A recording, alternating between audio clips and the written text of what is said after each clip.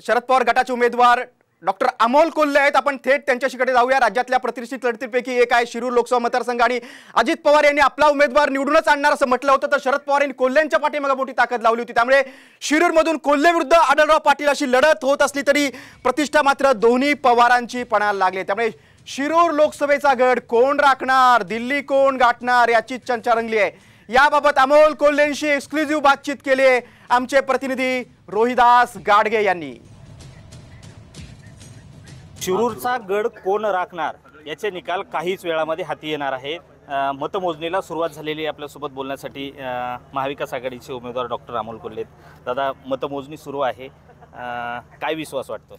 100% विश्वास आहे की आदरणीय पवारसाहेब, माननीय उद्धवसाहेब ठाकरे यांच्या नेतृत्वावर शिरूर लोकसभा मतदारसंघानं विश्वास ठेवलेला आहे आणि त्याचाच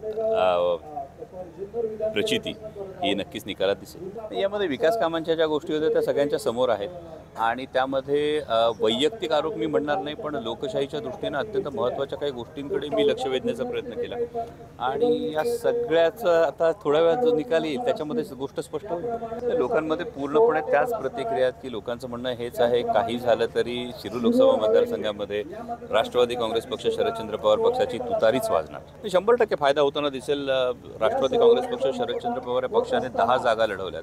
या 10 जागांपैकी किमान 8 जागांवर तरी आम्ही विजयी होऊ, वाढल्या तरी वाढच होईल असा आम्हाला विश्वास आहे।